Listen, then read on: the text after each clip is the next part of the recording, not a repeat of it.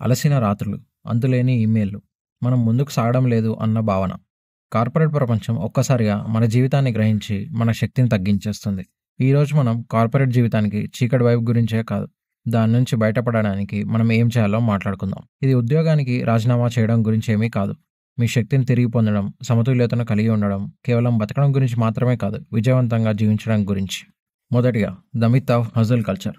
అసలు ఈ hazel culture అంటే ఏంటో తెలుసుకుందాం.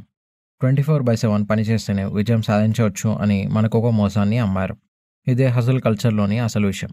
సోషల్ మీడియా, ఉద్యోగ సమావేశాలు మరియు ఎల్లప్పుడూ అందుబాటులో ఉండాలన్న అంచనాల్లో ఇదే కనిపిస్తుంది. కానీ ఆ నిజం ఏంటంటే బర్నౌట్ అంటే అది ఒక గౌరవం కాదు, మన పనిలో ఏదో ఒక తప్పు ఉన్నట్లు సంకేతం. విజయం అంటే రోజులో ఎన్ని గంటలు పనిచేసామనేది కాదు, పనిలో నాణ్యత, మన ఆనందం, ఆరోగ్యాన్ని చూసుకోవడంలో ఉంది. మీ టైం లిమిట్లు పెట్టుకోండి, వాటి గురించి నెమ్మదిగా ఉండండి. కార్యాలయం నుంచి టైంలో బయటకు రండి. తరచూ ఈమెయిల్ నోటిఫికేషన్లు ఆపేయండి.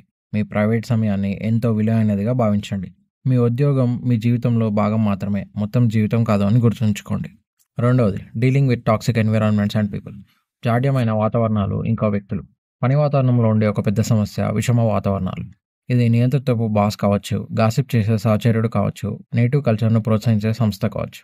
ఇది నెమ్మదిగా మన ఆనందాన్ని, మన విశ్వాసాన్ని తొలగించే విషయం లాంటిది. ఈ పరిస్థితులను ఎదుర్కొన్నప్పుడు మీరు చేయగలిగిన 3 పనులంటే ఇప్పుడు చూద్దాం. మొదటిగా, సహించడం. సహించే వ్యక్తిత్వం మీలో ఉన్నప్పటికీ ఇది దీర్ఘకాలికంలో ఎటువంటి ప్రయోజనాలను ఇవ్వదు.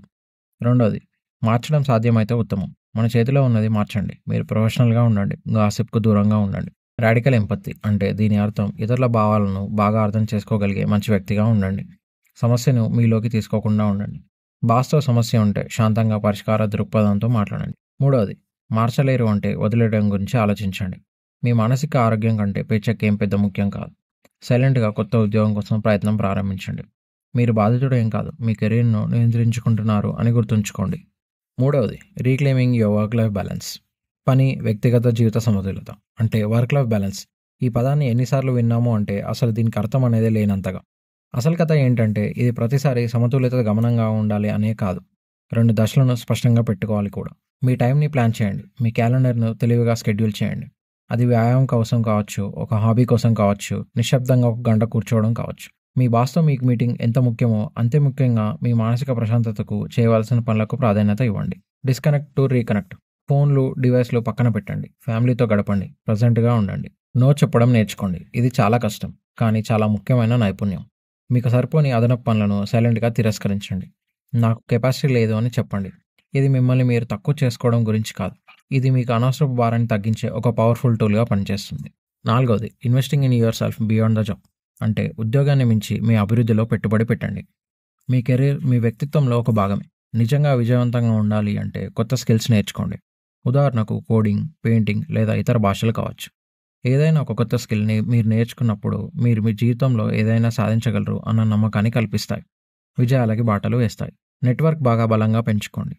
సంస్థకు సంబంధం లేని పరిచయాలను చేసుకోండి. పరిశ్రమ సమావేశాలకు వెళ్ళండి. పటిష్టమైన నెట్వర్క్ను పెంచుకోండి. కావాల్సిన సహాయాన్ని మరియు కొత్త అవకాశాలకి మరియు నూతనమైన ఆలోచనలకి మార్గాన్ని ఇవి కల్పిస్తాయి. ఆరోగ్యానికి ప్రాధాన్యత ఇవ్వండి. నిద్ర, పోషణ మరియు వ్యాయామం చేయండి. మీ మేధస్సు ఇంకా మీ శరీరమే మీకు ఉన్న ముఖ్యమైన ఆస్తి మరియు దేనైనా సాధించగల శక్తి మార్గాలు. చివరిగా ముగింపు. ఈ విషయాలన్నీ తెలిసిన తర్వాత పనేదైనా జీవితంపై బాధ్యత తీసుకోవాలి. హసల్ కల్చర్ను తిరస్కరించండి. విషపూరిత వాతావరణాన్ని నయీకరించండి. పని, వ్యక్తిగత జీవితం సమతుల్యతకు ప్రాధాన్యత ఇవ్వండి. మీ అభివృద్ధిలో పెట్టుబడి పెట్టండి. ఇలా చేయగలిగితే మీరు విజయవంతంగా మారతారు.